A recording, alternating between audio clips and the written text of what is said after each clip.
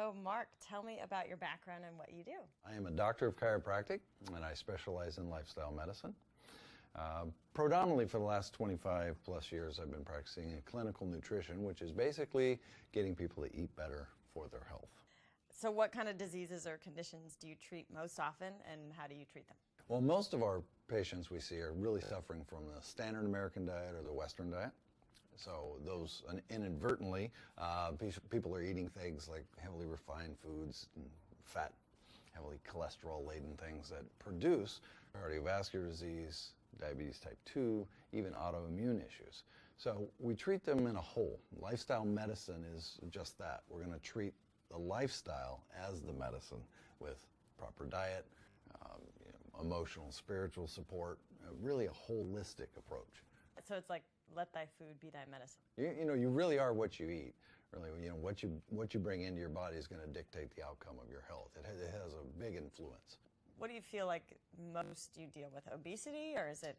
Cardiovascular disease is a #1 killer in the United States for both men and women. So cardiovascular disease is always top on the list of most patients, or anybody who's been eating the standard American diet, Western diet for 30, 40, 50 years. And when you look at a 30-year-old, that sounds pretty young, but if they've been eating the Western diet for 30 years, they've been eating a Western diet for 30 years, right? So the consequence is there. So we see advancing diseases, cardiovascular disease, diabetes type 2, and obesity. And sadly, we're seeing it earlier and earlier, right? Younger generations now, and really when you look at our diet, we are, those of us who are alive today and over the last 50, 60 years, we're eating a diet that has never been seen in the history of the world, right?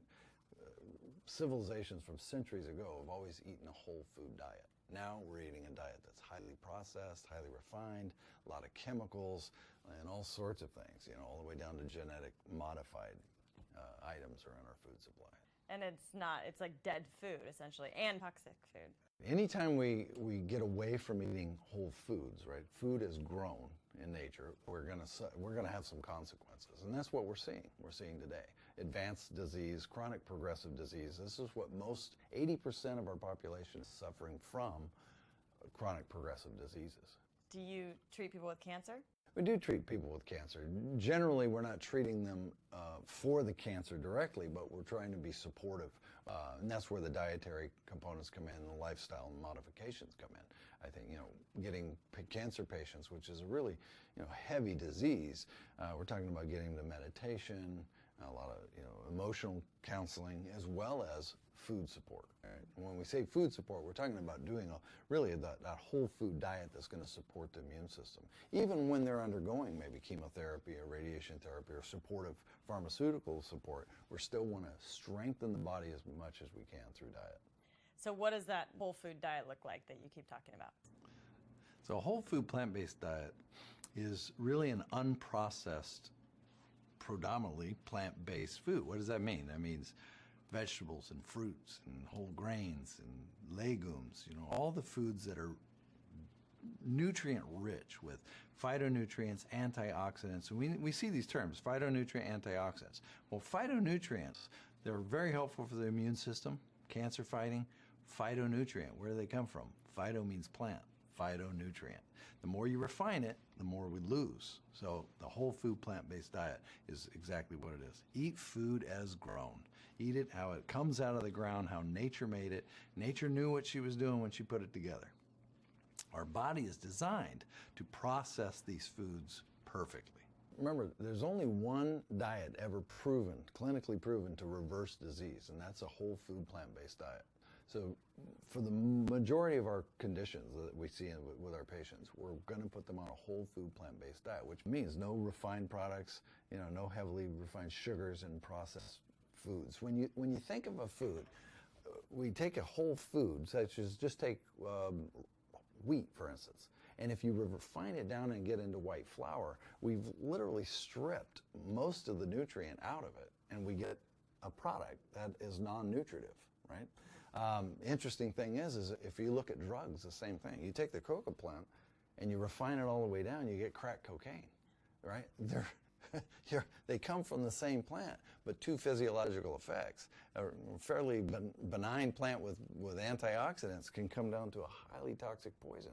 You have to look at our food supply in the same way. If we take a whole food and refine it down to just a shell of what it is, that shell is going to be toxic to our environment because we're inside our biosphere because we're not designed for that. Right? So I get a lot of terms, is that the vegan diet? Well, here's the issue with the vegan's diet. If you tell me you're vegan, you told me what you don't eat, but you didn't tell me what you do eat, right?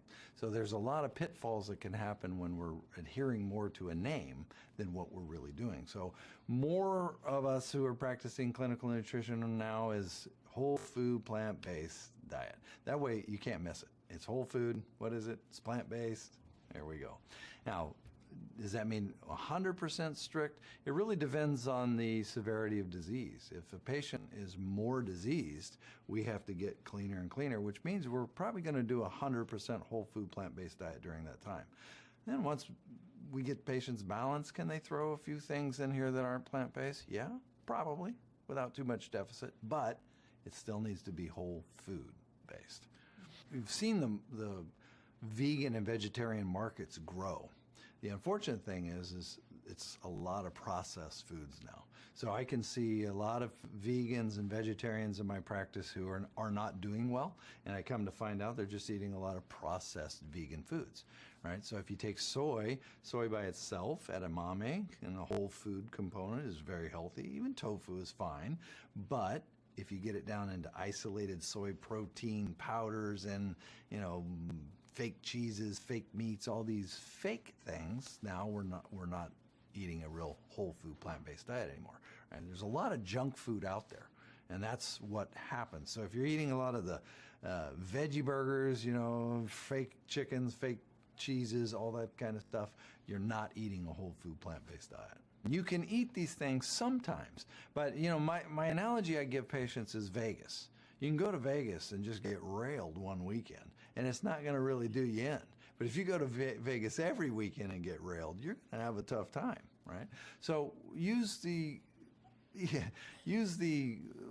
foods of the veggie burgers, the sweet potato fries. Use them once in a while, right? Once in a while is going to be fine.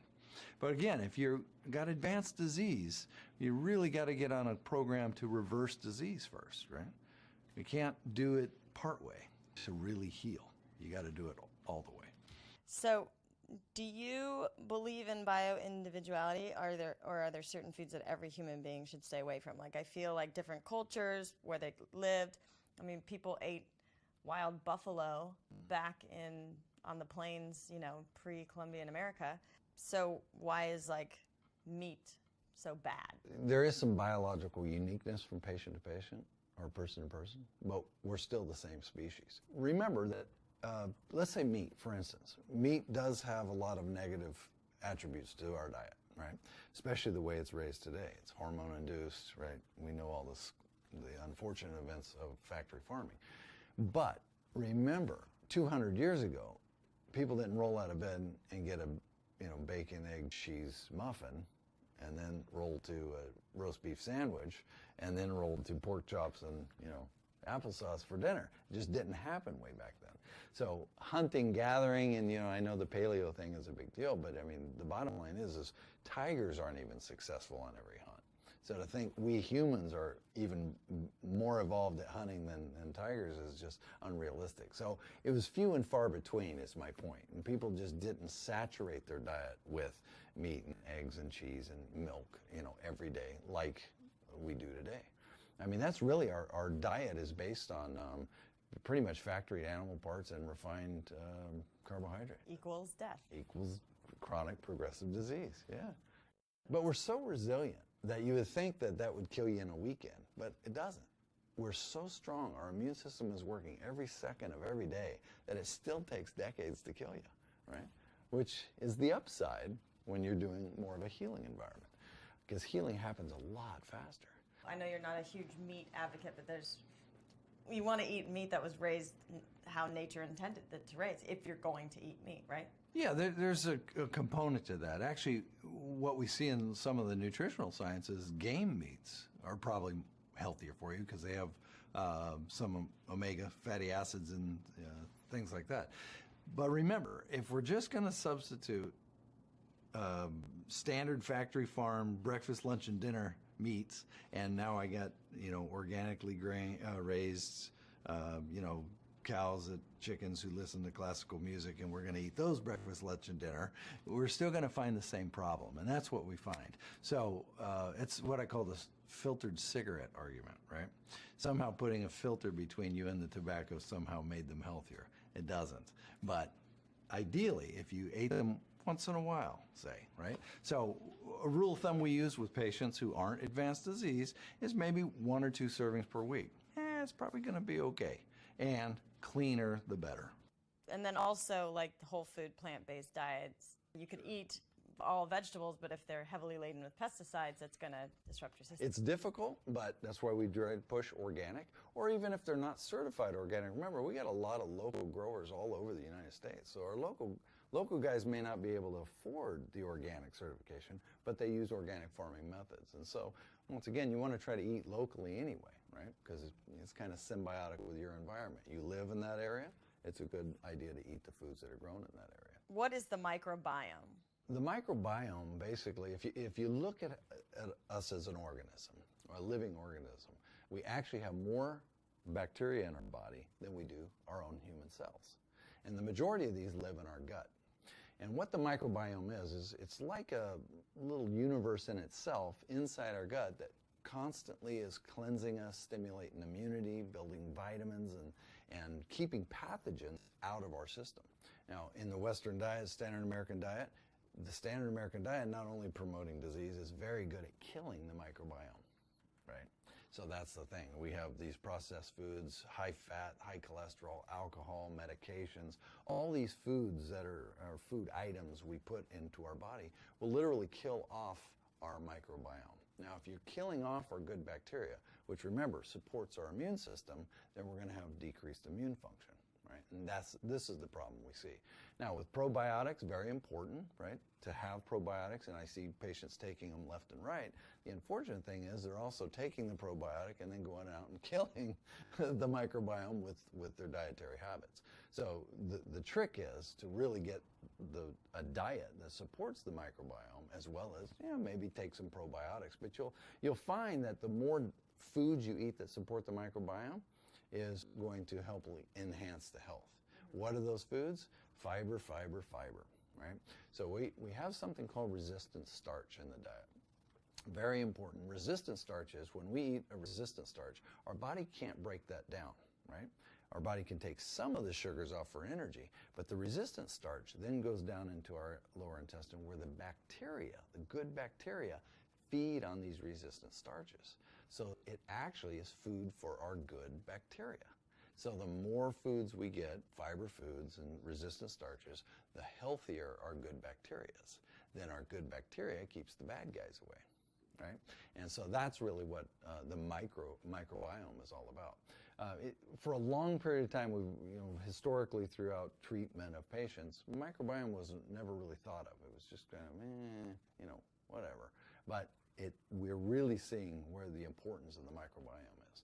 And we're also seeing these chronic progressive diseases. I think that's a big key, is now we're getting to see chronic progressive diseases because the majority of our population is suffering for them. Years ago, like when our grandparents and great-grandparents were around, chronic progressive diseases weren't rampant throughout society. So it's because of all the processed foods, convenience foods, and genetically modified foods that we're seeing this new influx of chronic disease. So there's a couple things that tie into that. One was the microbiome, as we were talking about. So if someone's microbiome gets killed off for various reasons, right, mostly bad diet, stress, right, medications, perhaps during the cesareans, etc., you can kill off enough of that microbiome where the actual intestinal wall starts to get injured. Okay, the intestinal wall, remember, about 70% of our immune system lies in our digestive system. So if your intestinal wall starts getting holes in it, your immune system is going to be overstimulated. So what happens is we have good things that stay and go through the blood and feed us. And then we have bad things that needs to stay on the other side of the wall and get out. If we have holes in the wall, the body It's called leaky gut. This is why, let's say this is a normal junction size. Leaky gut is increased size. So now stuff, junk is bleeding into your bloodstream and then going all over your body. The brilliance of your immune system, though, is sees that stuff in your bloodstream and targets it in an immune system reaction called autoimmune. So it's attacking itself. The key is we got to remove that. We got to remove the offending items, right? Fix the diet, fix the emotional health, and heal, right? Which that's how we do. We heal leaky gut, tighten those junctions back up, and the patient will actually heal. It takes a little bit of time, but remember, your body's healing its cells every day, right? You're not the same person cellularly than you were 2 years ago. So just like your skin, replaces every day, so does the intestinal lining. So if we remove the offending items that are causing a lot of damage and get it fixed, then autoimmune issues will also improve. Is leaky gut at the base of most autoimmune diseases? We're not really sure, but we know that the autoimmune is out of control, right? What I know, what has been proven to me most of the time, is when we fix leaky gut, when we go after leaky gut as one of the main causes for autoimmune, it improves. Oftentimes it'll resolve, sometimes it'll improve a great deal, right? The Western model basically is looking at symptom care, right? And granted that it has its role, but when we're talking about something that's systemic, we want to heal this dysfunction, right? The injury. We don't want to just treat the symptoms. I'll tell you a little bit about why nutrition isn't practiced in much of our country, right? It's just not financially viable. It's not reimbursable. Our insurance doesn't cover it. So for doctors to spend time on it, it's not going to keep their practices open. What we need to do is move our medical model more to a holistic one where there's a nutritive component to it, where we're educating our patients to eat better, get off the standard American diet, and heal that way. But unfortunately, right now we're kind of at this quagmire that it's not reimbursable. So medicine's not going to really embrace it yet. Why are so many Americans sick with diabetes and obesity? I mean, it's obviously an epidemic. Is it processed foods? Is it sugar? It's all the above, absolutely. Really what happens is we're ingesting these things we're just not made for. So our body deals with it as best it can, but there's going to come a point where chronic, repetitive, bad behavior catches up with us. It's what I call the tipping point. And, cancer doesn't come overnight. Cancer is a progressive, decade-oriented thing. It takes a long time to get these things. It takes a while to get cardiovascular disease. It takes a while to get diabetes type 2. And it's just the sum of the parts of, you're adding the refined foods, the fried foods, the slaughtered animal parts, the high cholesterol foods, genetic modified foods, then maybe you smoke, then you drink, and it's all the sum of the parts, right? That's what we're seeing. We're really seeing a toxic environment, right, that we're introducing into the inside of our bodies that's manifesting in different diseases. Really, when you look at the diseases, we call them different diseases, diabetes and heart disease and cancer and all, but it's really they're all the same. They're all similar. We've poisoned ourselves into a disease process. There's a blueprint to everything, right? There's a blueprint how we're made, how Earth works, and so it's similar to farming. If you were to use all these toxic, heavy synthetic chemicals to kill a bug, you're also contaminating the food you're trying to eat, right? And then you create poisoned water, et cetera, et cetera. So there's always a cascading effect. Anytime we shift away from the blueprint of nature, how we're designed, we get unfavorable consequences, So very important to re-support our body. And once again, it all comes back to eating whole foods and predominantly plant-based foods.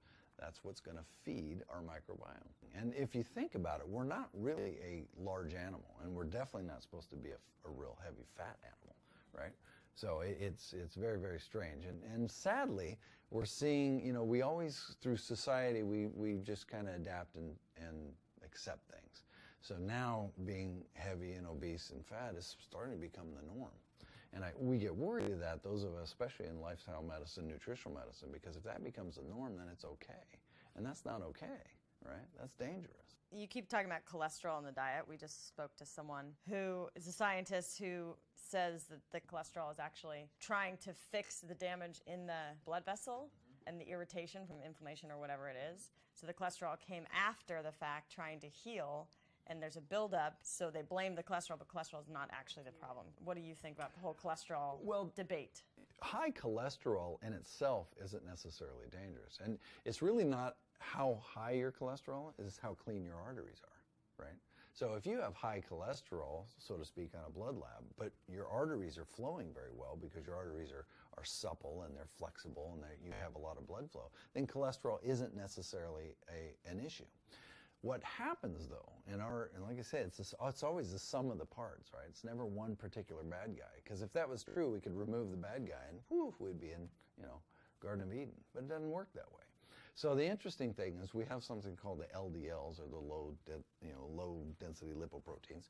They can oxidize. And how do they oxidize? Well, we have the perfect formula.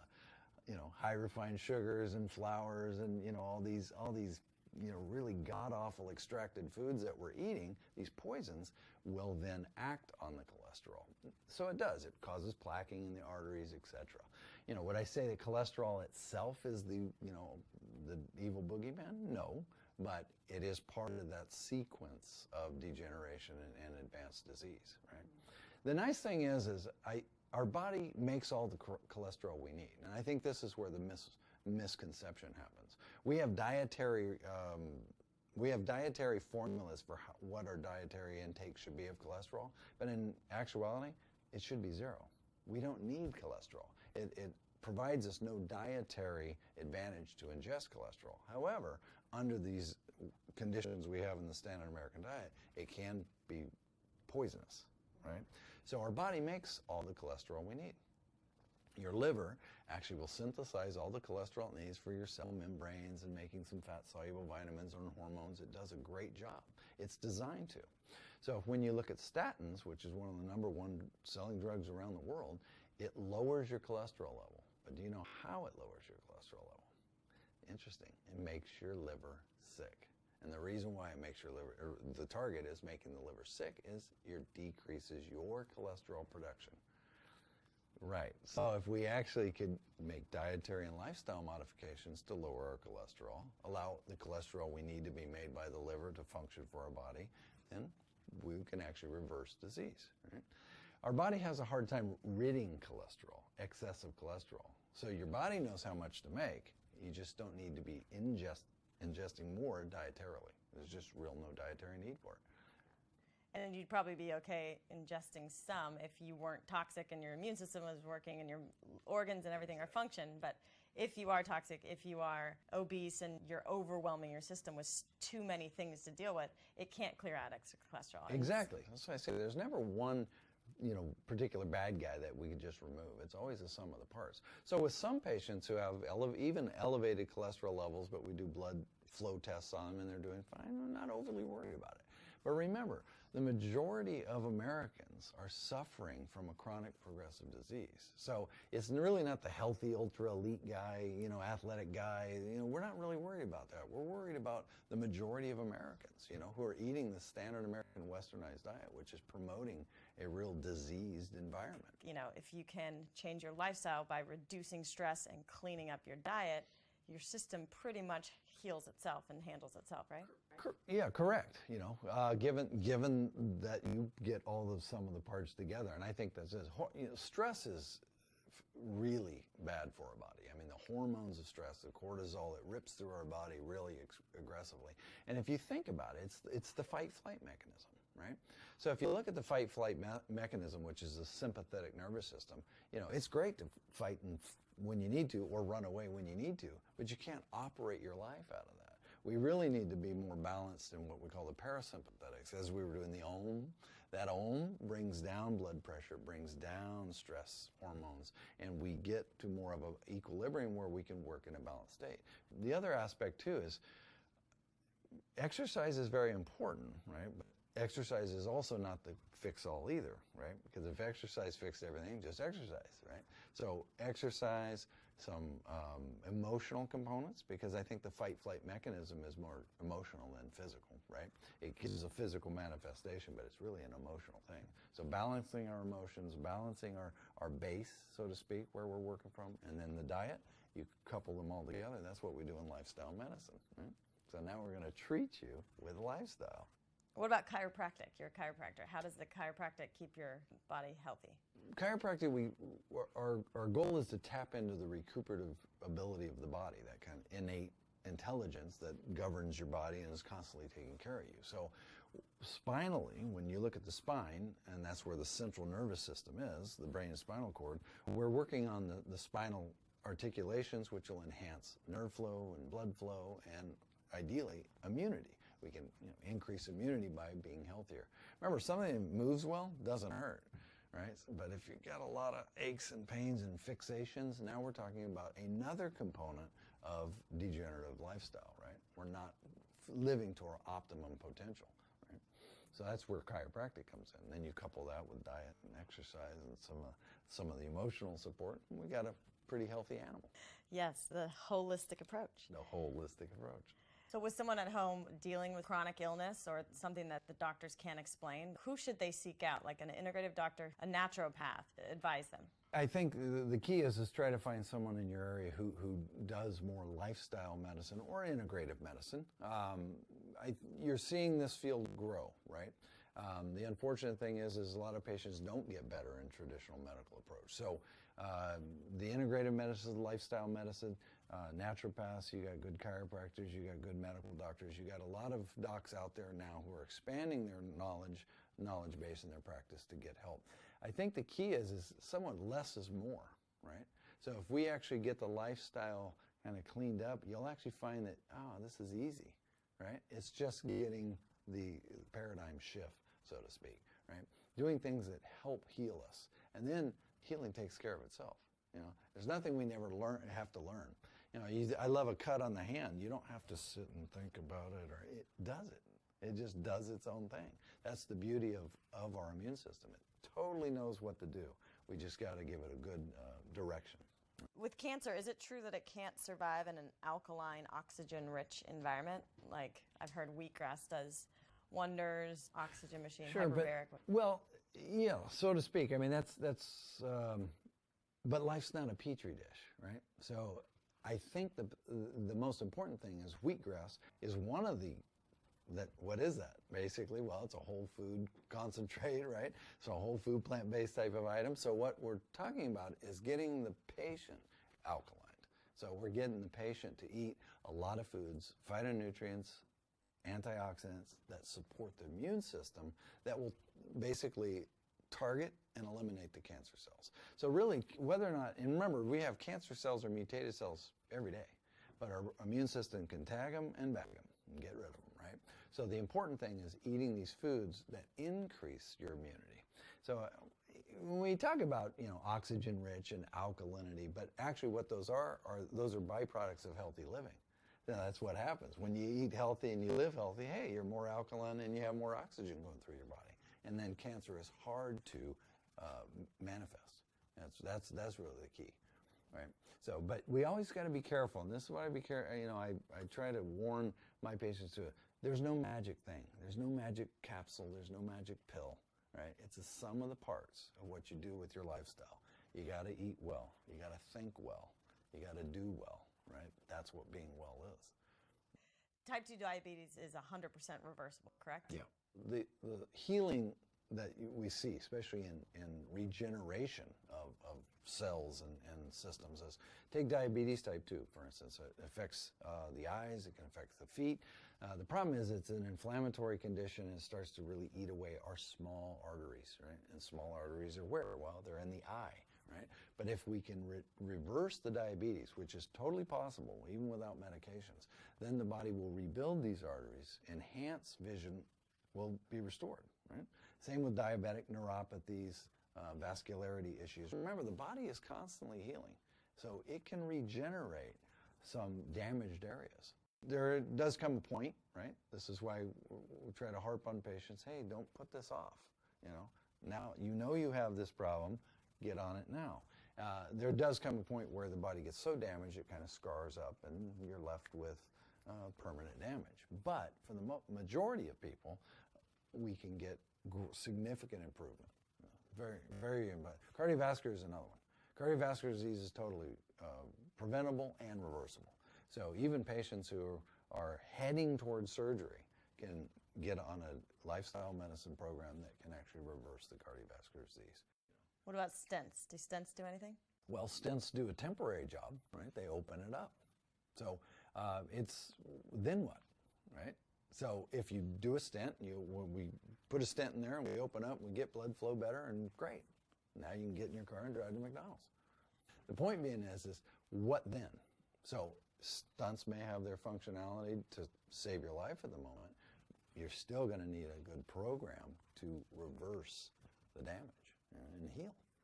So with stress management and with diet and emotional healing, you can totally reverse heart disease. Heart disease, especially the stress component, bringing down the stress is very important. Remember, we talked about the fight-flight. That is pumping, right? The more tighter and occluded your arteries are, and you're trying to shove more blood through them because you're stressed, and your blood flow is getting less and less due to the blockage, we're going to have an event, right? That's what happens. We get a heart attack. We get a stroke, right? So stress management is a big key to bringing down cardiovascular disease. But it's also very, very important in bringing down any disease, right? Yeah, so that makes sense. So if your body's healing all the time, you eat a plant-based whole foods diet, you allow your body to start to heal, and your arteries are big and healthy again, and then you remove or manage your stress better, and then your blood flow is more even, that's reversing heart disease. It's been proven that plant-based diet arteries dilate 4 times larger than the average standard American diet, which means what? It means we're getting the oxygenation, right? We're getting the rich, nutrient-rich blood to all the cells, and that's what's going to stimulate the healing. Plus 2, you've also removed the offending items that you continue to put down, in your mouth every 4 hours. Remember, we eat all the time. Probably during this week, we're probably going to eat more than we do anything else other than sleep. So look at the disease, how disease happens, okay? So a good analogy is you whack your shin on the coffee table. You get up and you whack it, and you're like, oh my God, that hurts, and blah, blah, blah. And so it's okay, but about 3-4 hours later, you go and you whack it again, right? And it hurts like hell, and then you go back and you rub it and you're feeling better. And about 3-4 hours later, it's feeling just about right. You whack it again. So what did I just describe? What you keep eating. Standard American diet eating. So you whack your arteries in the morning, you whack your immune system, you whack the leaky gut problem. Right when the body, about 3, 4, 5 hours, the body's going, oh, I'm feeling better. Whammo. We whack it again. Called lunch, right? And is that why, like, animals, when they get injured, when they get sick, they fast? Right, and we do see that. And fasting is very, very important, I believe. It's a wonderful medicinal type thing. Throughout time, centuries, humans have fasted for medicinal benefits. I would say that, doing it at home, 3 days max is fine. But then if you're going to do it any longer, do it in a supervised environment. And there's some wonderful clinics around the country who specialize in medical fasting, and you'll just see phenomenal results happen. What it does is it puts the body inward, and the body then starts cleaning house, right? So, and you're right, when you get injured, the best thing to do with these animals is kind of withdraw a little bit and allow the immune system to heal, right? Allow it to do its job. When you look at our diet, we're talking about 2,000 calories a day, roughly 1,800, 2,000 calories a day. You said calories. We didn't say what they were, right? So we're really overfed, but we're undernourished. So we eat way too many calories, right, of toxic foods, right? And unfortunately, those calories are undernourished, so we don't get the immune system stimulation. But I think generally, most of us, we overeat anyway. I'd even be, I'm suspect on the 2,000 calories. If you took 1,500 calories, right, that was really high nutrient dense, you can do just as well, right? You got to also remember that it takes a lot of energy to digest whatever you put down there, right? So if you're spending your waking day digesting all the stuff you've eaten, then you're taking energy away from the other things you can do. I really believe that if we ate less food that was more nutrient dense, we would feel better and we'd have more energy to do other things, such as healing, right? So then that chronic progressive disease never really manifests, right? Number one, we've taken out the stimulus. We got rid of all the crap out of our diet. And number two, we're expending the energy appropriately, rebuilding immune system strength. And we have enough food. I mean, we really do. I mean, when you look at, everybody's always worried about, are they getting enough protein? We put them on a, whole food plant-based diet. And the first question I get is, oh, where are you going to get your protein? That's kind of absurd. One, we have no protein deficiency in the United States, right? So there's plenty of protein everywhere, and especially in plants. If a racehorse who's whole food plant-based can eat enough food to run races, we can get all the protein we need right from the same source, out of the ground. That's where protein comes from. What's your one takeaway message on healing? Your body is healing every second of every day. So if we can stimulate your immune system, remove the offending things you're doing to yourself every day, give you supportive lifestyle, you'll heal way faster than it took to get in the disease process. And that's the beauty of healing.